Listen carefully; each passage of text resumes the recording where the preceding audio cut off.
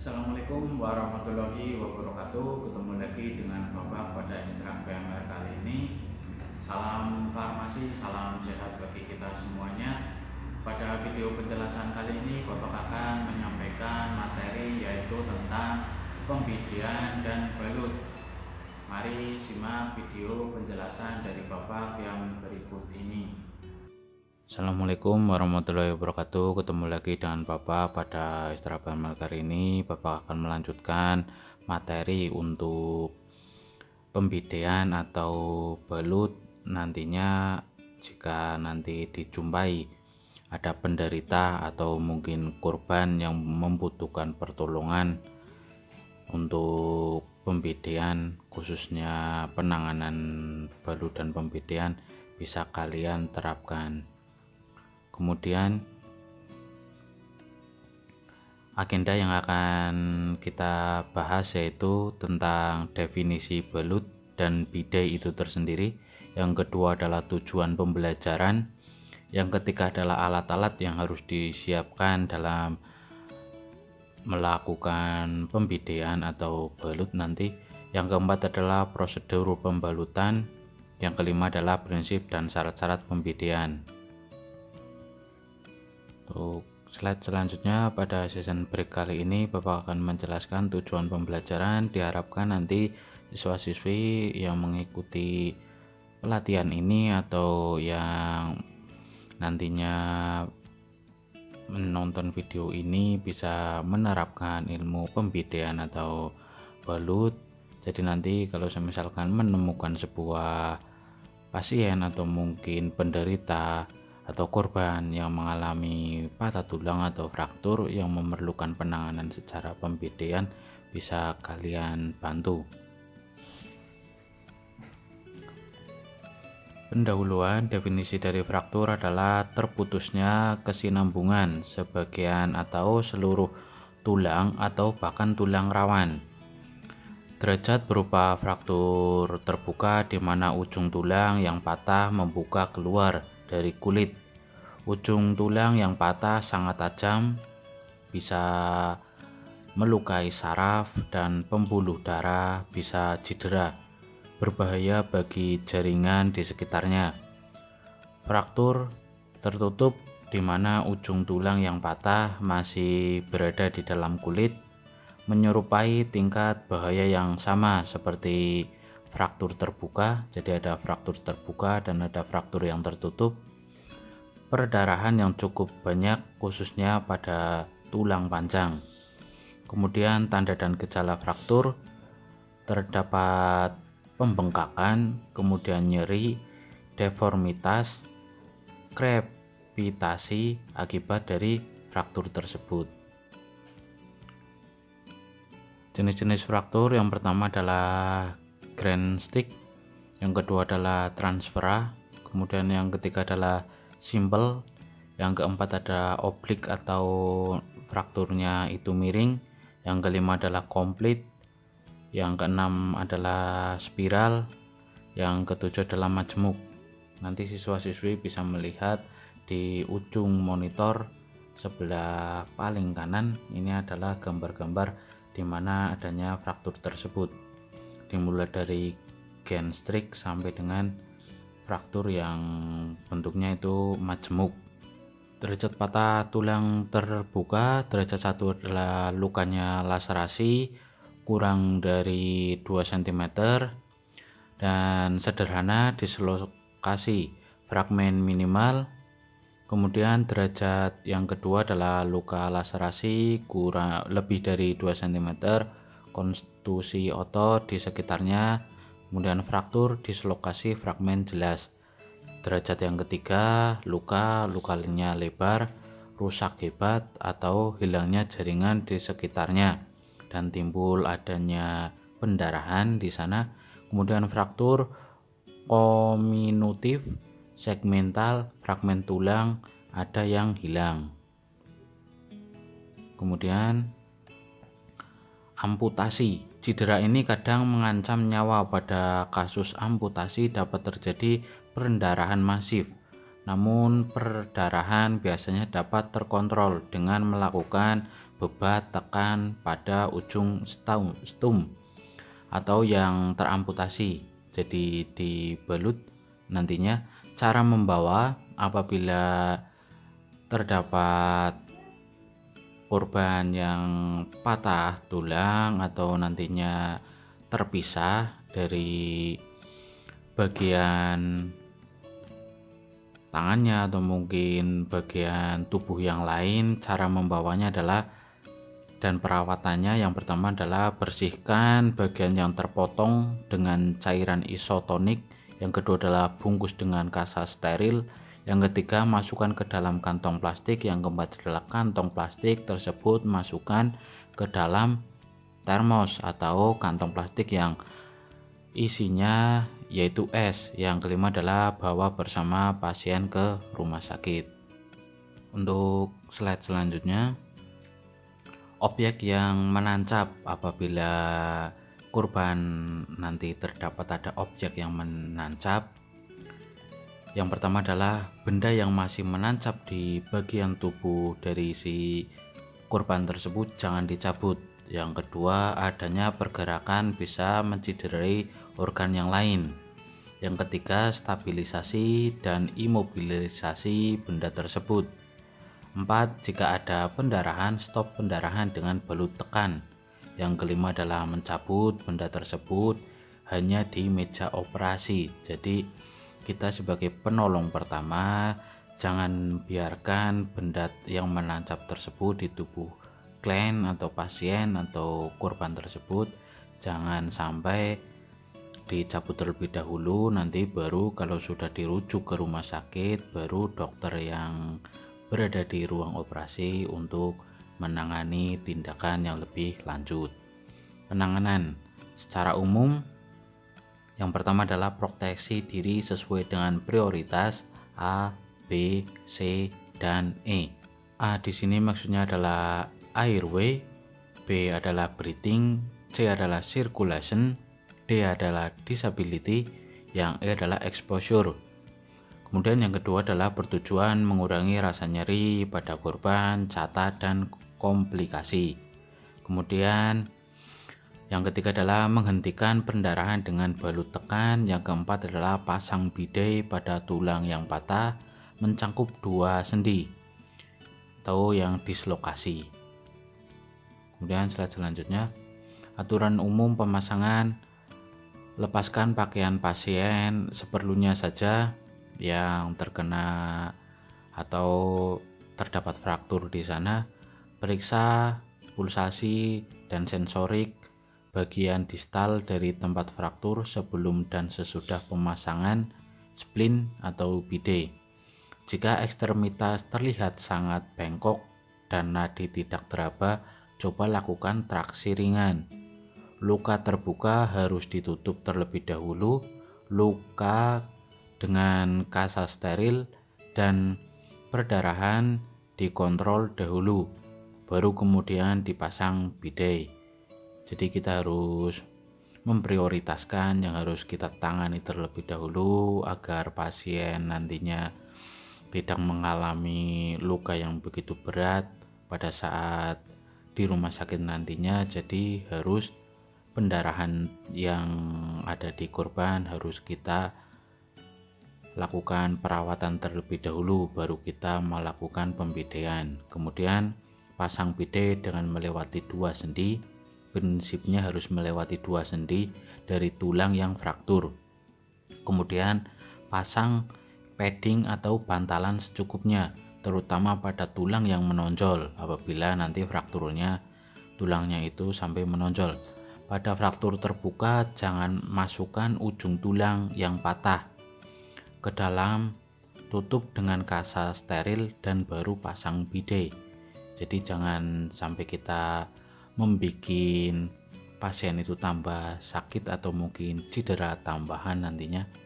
Kemudian bila ada cedera lain yang lebih serius dan mengancam nyawa, bidai dipasang setelah pasien distabilkan. Dan selanjutnya adalah balut.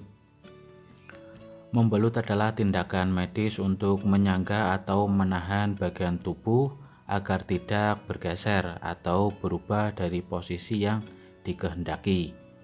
Pertama adalah menahan bagian tubuh supaya tidak bergeser dari tempatnya, menahan pembengkakan yang kemungkinan nantinya akan terjadi kalau misalkan nanti terdapat fraktur, menyongkong menopang bagian tubuh yang cedera dan mencegah agar bagian itu tidak bergeser. Kemudian menutup bagian tubuh yang cedera dari udara, kotoran, dan debu agar tidak terkontaminasi suatu bakteri atau mungkin menimbulkan luka yang lain. Beberapa macam-macam balut ini ada mitela. Kita bicara balut dulu sebelum kita bicara tentang pembedaan. Balut itu tersendiri ada 6. Mitela, yang disebut dengan mitela adalah pembalut berbentuk segitiga. Kemudian adanya dasi adalah mitela yang berlipat-lipat yang terbentuk atau berbentuk seperti dasi. Kemudian yang ketiga adalah pita, adalah pembalut gulung. Yang keempat adalah plester, adalah pembalut berperekat. Kemudian yang kelima adalah pembalut adalah yang spesifik. Yang keenam adalah kasa steril.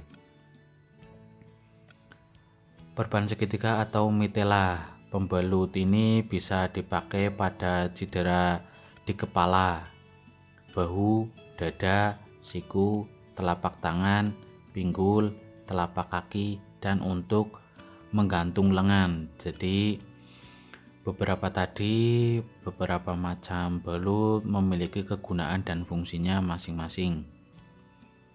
Kemudian perban karvat atau dasi ini untuk pembalut ini bisa dipergunakan untuk membalut pada bagian mata, dahi, atau bagian kepala yang lain, rahang, ketiak, lengan, siku, paha, lutut, betis, dan kaki terkilir.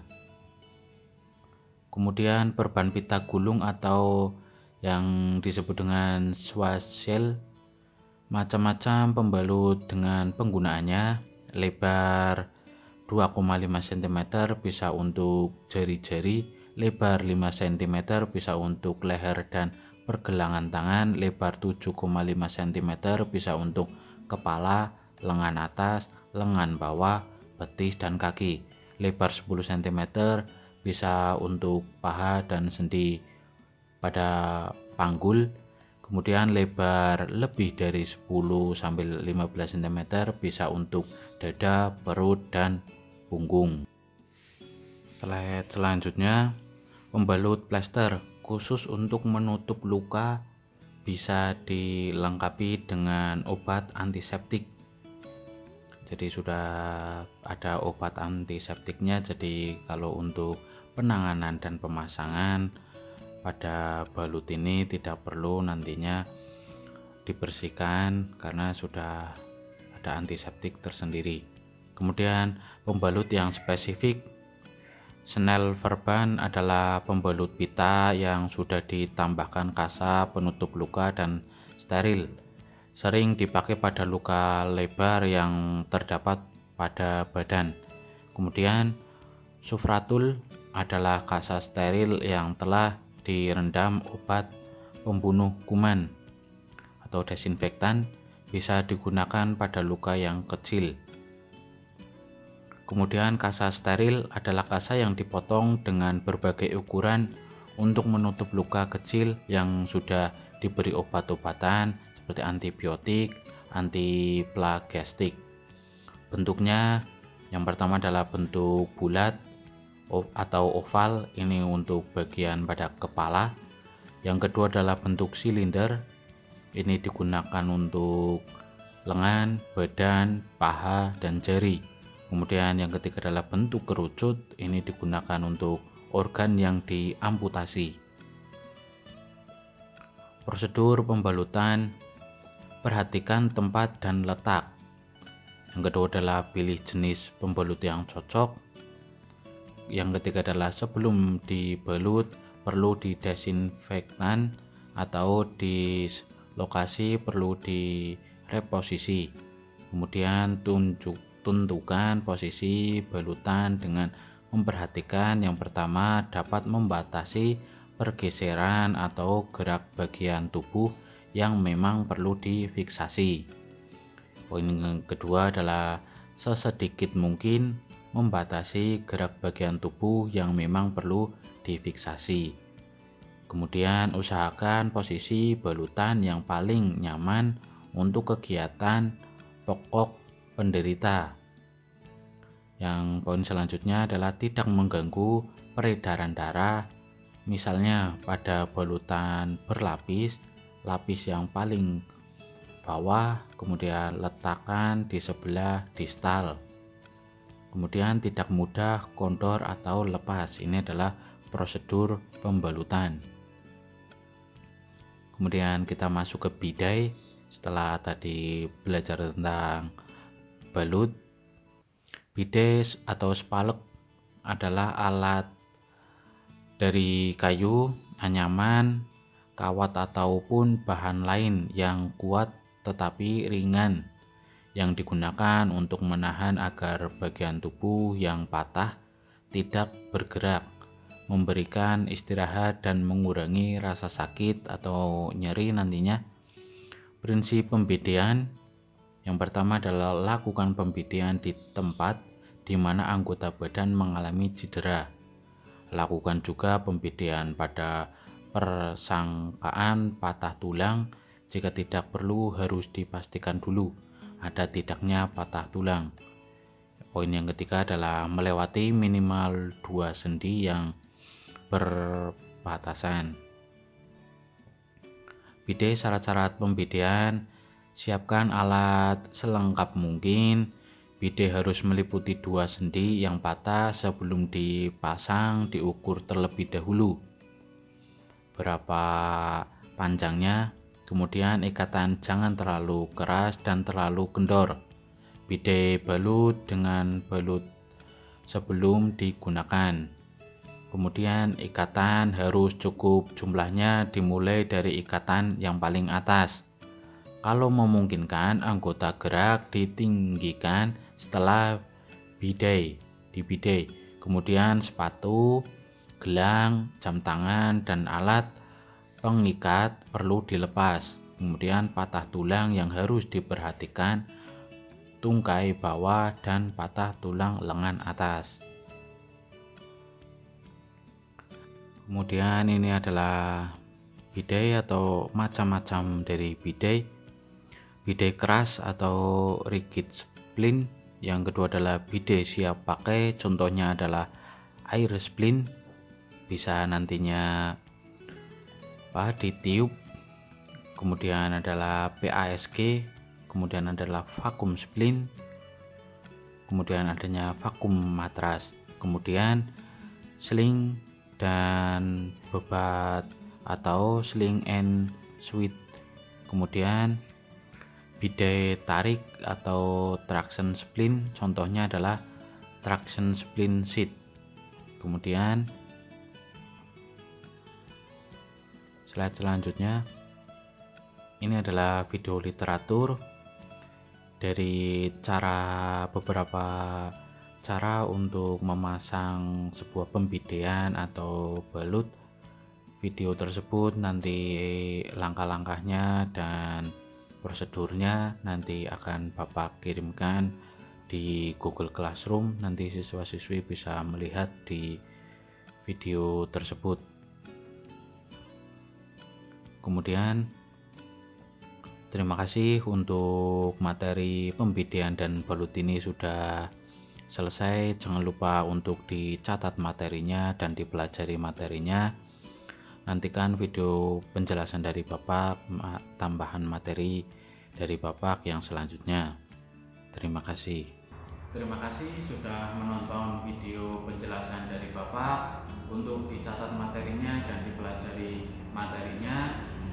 Jagalah kesehatan dan tetap semangat belajar. Kutipan pada video kali ini: gapailah ilmu setinggi-tingginya. Ilmu tidak akan pernah habis untuk dipelajari. diiringi membaca Al-Quran dan artinya, biar selaras ilmu pendidikan di kemudian hari. Wassalamualaikum warahmatullahi wabarakatuh. You can do it.